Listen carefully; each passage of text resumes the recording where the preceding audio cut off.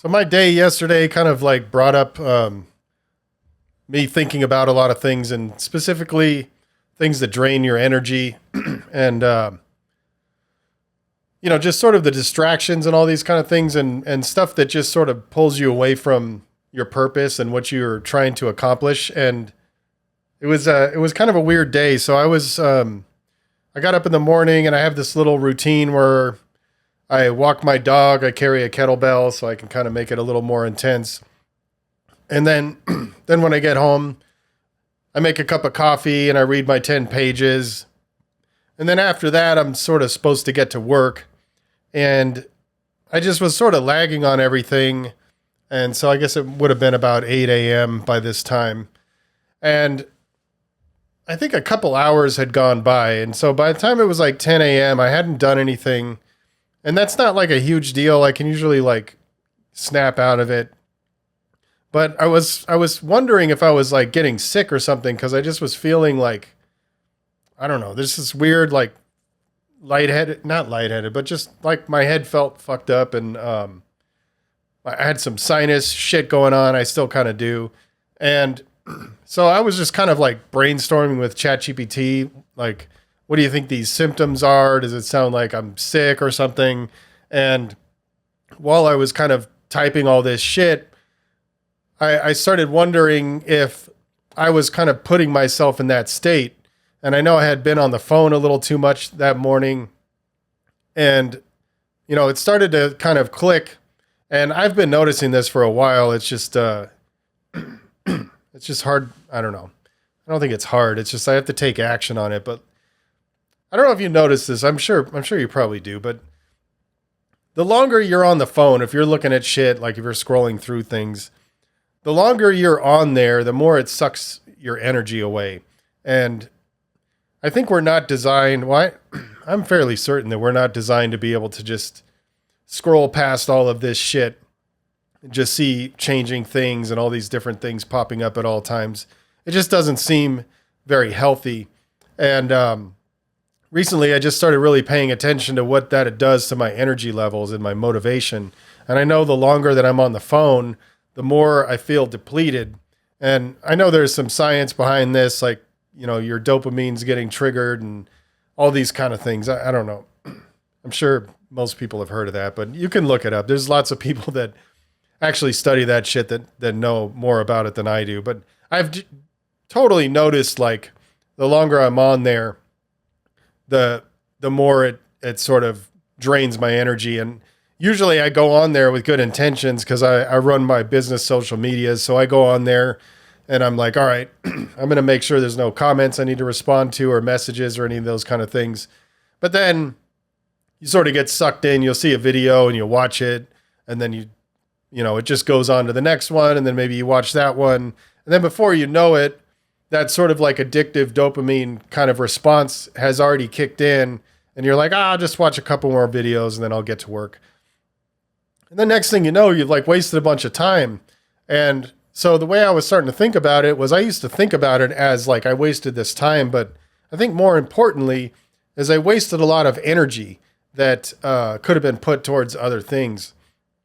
And so yesterday what I did was I came up with sort of a game plan, and I was like, all right, I'm going to try to do some things that kind of build up some momentum. And like, I'm a pretty messy person in this office that I work in, and I make these videos and shit like that, was getting to the point where it was cluttered up enough to where it was like kind of hard to come in here and do my work because I'd have to like move things around, and it was just really messy. I had to step over shit just to get to my desk. It was all fucked up. And so I ended up like working on my couch. Like I'd be just sitting there and doing a bunch of work on my laptop. And I don't know, there's some other shit about like the science of like where you do your work and where you don't do your work and all this kind of stuff. And so I was like, all right, I got to get my office back squared away. So, the topic of this conversation is stop scrolling and get your shit done.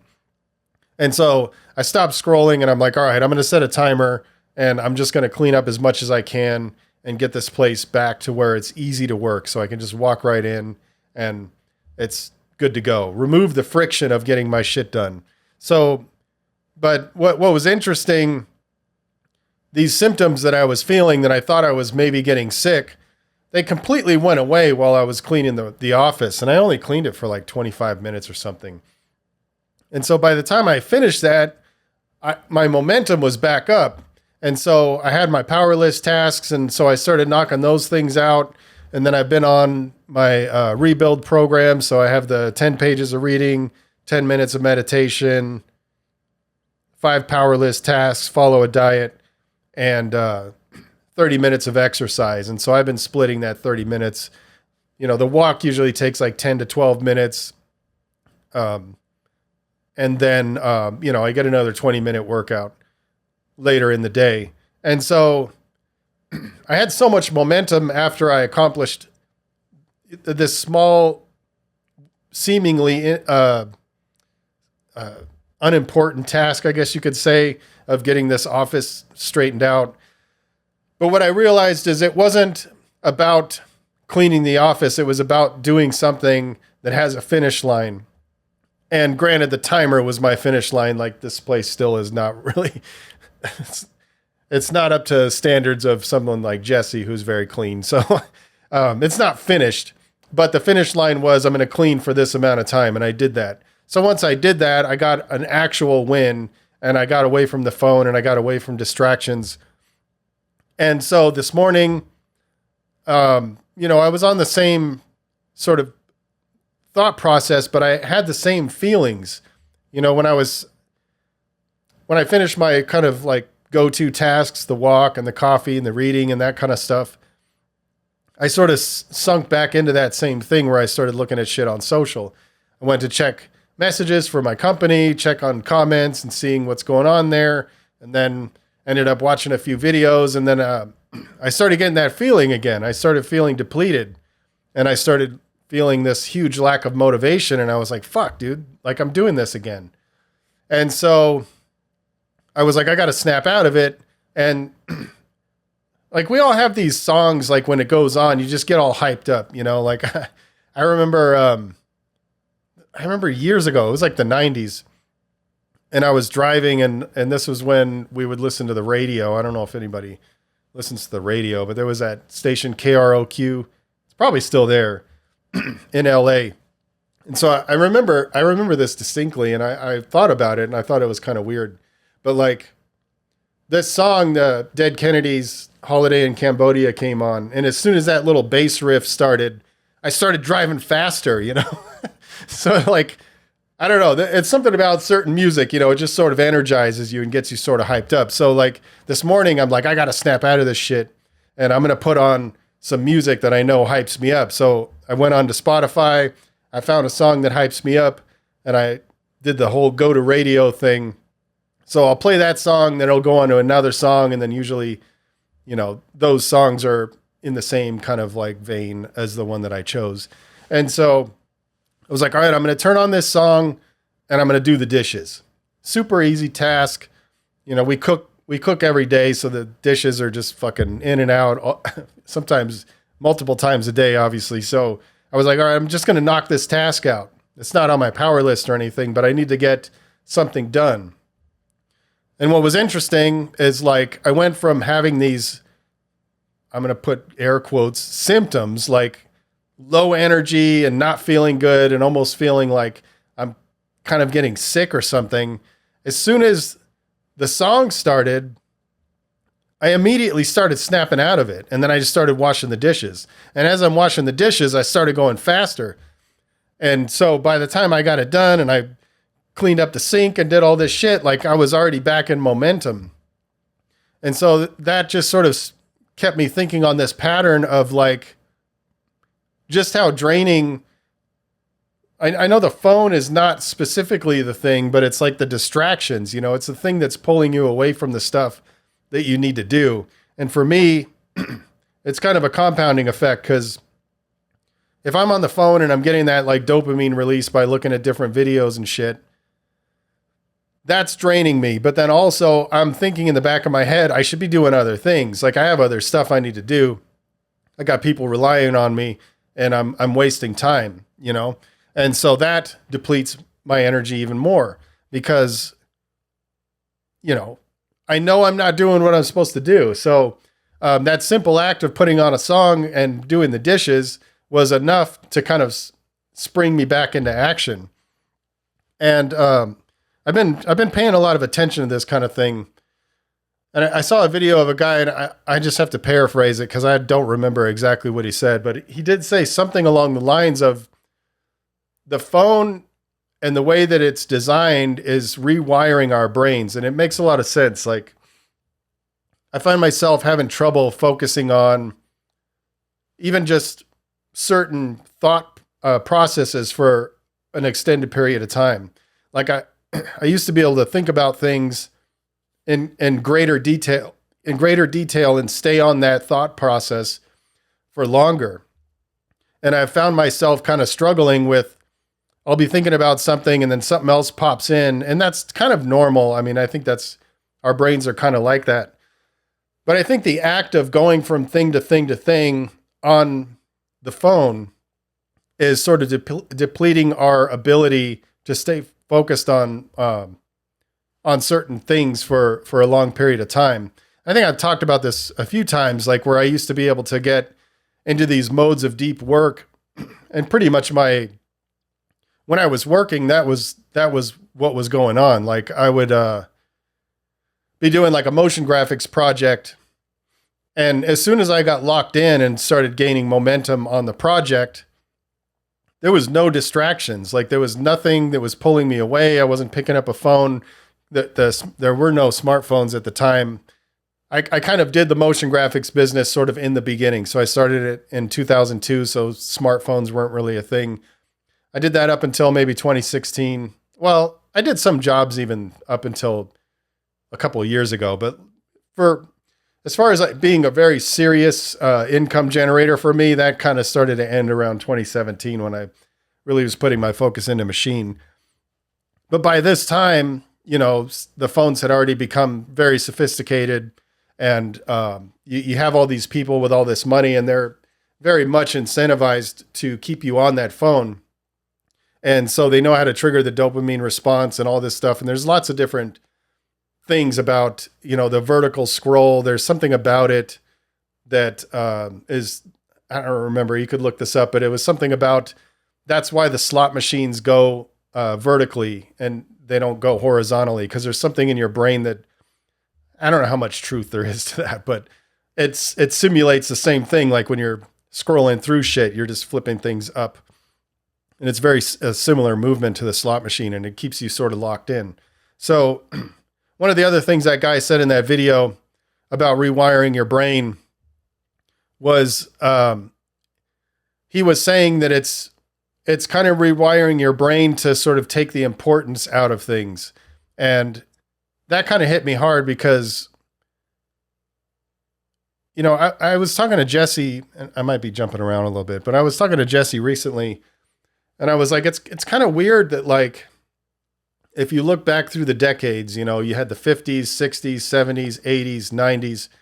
When you think about all those decades, in general, you get a picture of what that decade was about.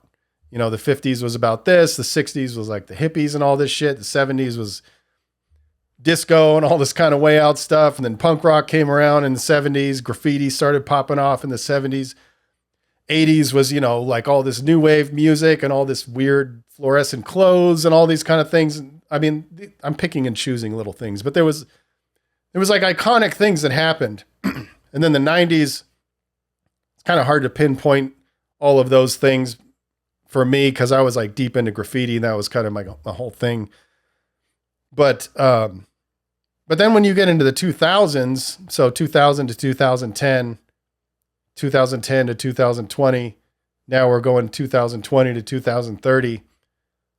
I'm unable to have any kind of feelings about those decades in the same way as even decades that I didn't exist in, like the 30s even. Like, I don't know a whole lot about the 30s, but I get a picture in my mind of what that decades was, and the 50s and stuff like that. Like I kind of get a picture of those were like these sort of iconic things that were happening. And now I'm just not feeling that those things are happening anymore. And I wonder if it was part of that whole thing. because towards the end of the 90s, you get the internet, and that's kind of like the phone light, like you start becoming more and more connected with the rest of the world, and you start getting these things happening where you're now able to be contacted anywhere. Well, not anywhere, but like at any time. It's a lot easier to get in touch with you. You got email, and then there was what was that thing called? AOL Instant Messenger or something. So we were all on there, and the contacts started getting easier and easier. Then we get cell phones. Now you can receive calls at any time. Then those cell phones got a little better. You can receive text messages on there. Then social media comes out. Now there's all these different ways to get in touch with you. And so you're more and more connected. And then with social media, it's just like, now we get to see like all of these things that are happening around us all over the place at any given time, and get all these different opinions and like conflicting opinions and things that don't make sense to you. Maybe they make sense to you, but not for me. And all of this kind of shit. I think it's like really rattling our minds, so it's been getting me more and more concerned, and I'm trying to find the way around it, because I know I need to stay on social media. It's a big deal for my company, and I like making content. I like being able to share that stuff with people. But at the same time, like, I don't want it to take my energy, and I don't want to get into this thing where like I just post something and then I never look at it again. Like Joe Rogan talks about that. Like his favorite thing is to post it and ghost it. Like he just puts something up. He never looks at the comments. It's almost like he just puts it out there, and then that's whatever happens. Part of me wants to do that, but like, I don't really want to. I don't know. I just don't feel right about it, because I'd rather at least interact with some of the comments. If somebody's taking their time to interact with the things I post, I kind of want to interact with them. So I was like kind of racking my brain, like, what do I need to do? And, there's an addiction component to it, because I know that we don't just do things anymore, in terms of like when I was a kid. I remember just all this weird shit. Like I would go to like a little league baseball game, like my older brother's playing baseball or something. So I'd be there on the side with my mom, and like, you didn't have anything to do. Like that's all you just sat there on the grass. And I remember like one time I was like looking for things and just kind of like making shit out of like, I don't even remember what it was. Like I found a cigarette butt and a clothespin and shit. I don't even know, but that, and like just weird shit. Like I used to look at the clouds, like when I would be at those kind of baseball games and shit. I remember just sitting there and just looking at the clouds for like extended periods of time, because what else are you going to do? You're not going to grab a phone or a tablet or fucking any of these kind of things. You're just looking at the environment. You're just existing in that environment. And I think losing that is a big deal. Not specifically those things, but just being present in what's happening. And I recently started revisiting this book called Zen Mind, Beginner's Mind. And they talk about, I might get this wrong, but they talk about like the Zazen way of doing things. And so I've been trying to incorporate that in my life. And so normally I would have a cup of coffee, and my cup of coffee in the morning is kind of tied to another habit. So like I'll drink a cup of coffee.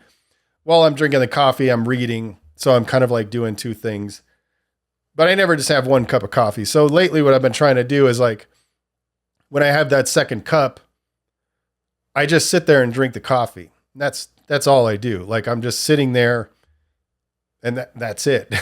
And it's weird that's weird to me now. I'm kind of tripping out on it, because that was life before all of this shit. And imagine even before that, like when we had no technology, like we didn't even have electricity. Or even before that, before we had books, like what the fuck did people do? Like they just existed in the things that they were doing. And there's something very interesting about that. And I think that's part of how you can kind of disconnect from this thing. So instead of like sitting down to have a cup of coffee, instead of scrolling through your phone while you're drinking the coffee, what if you just sat there and just drank the coffee and really paid attention to what it tasted like, the temperature, let your thoughts kind of go and come and go as they will, and just sort of be present in that moment. I did the same thing yesterday. When I washed the dishes yesterday, when I was trying to get the kind of mixing things up a little bit. This morning I washed the dishes and I was like hyping myself up with music. But yesterday I was like, I'm going to wash the dishes like Zazen style, you know? So I'm not going to listen to a podcast, or I'm not going to do anything. My main focus is going to be washing these dishes. And I remember such a remedial, I don't know if remedial is the right word, but just a simple basic task that normally doesn't generate any memories. I remember pretty well washing those dishes yesterday. I remember what the temperature of the water was like. I remember the stuff that was in the sink. I remember scrubbing the sink down after everything was done and being satisfied when I rinsed all the soap suds out of the sink, because I was present while I was doing that task. And just saying that might sound kind of stupid. It sounds a little weird to me, but like, I think there's something inherently wrong with constantly needing to have multiple things going at the same time, constantly needing to have some kind of stimulus, whether it's watching things on social media, scrolling, or while you're doing a task, you have your headphones in and you're listening to a podcast or you're listening to music. I think that drive to always have extra things going on is probably not good. And I know that I could tell that it gets worse sometimes, because sometimes I'll be like on the couch. I'm playing video games on my laptop. I'm also looking at shit on the phone, and I got a fucking movie playing. Like, do I really need all of that? Can I just do one of those things? Like, that's just crazy. I don't know. So hopefully that made sense. I think I've kind of like run through the gamut of everything I was thinking. But yeah, so I guess the takeaway for me and what might help you is to kind of, if this is something that's affecting you, it may not be the phone, it may be other things. The distraction in and of itself is a problem with you working towards what it is that you're trying to achieve. So whatever that is, and for most of us, I think it's the phone in some form or another, whether you check your email or whether you're on their social media or whatever it is, there's something about the phone that's constantly pulling us to pick it up. So what I'm thinking I'm gonna do, in addition to the things I've already talked about, and I'm gonna try this tomorrow, is I'm gonna do my normal routine, but I'm not gonna let myself look at the phone until I have at least 3 of my power list tasks done. So putting a little distance between starting your day and jumping right into the kind of endless distractions. I can see that being very helpful. And then also just trying to incorporate more of those Zazen style actions where if I'm sitting there petting my dog, that's the only thing that I'm doing. If I'm talking to Jesse, that's the only thing that I'm doing. I'm not reaching for my phone. I'm not doing any of these things. And I think that's a more healthy way to live, and eliminating some of those distractions, you're going to buy some of your time and your energy back in order to accomplish the things that you actually want to accomplish.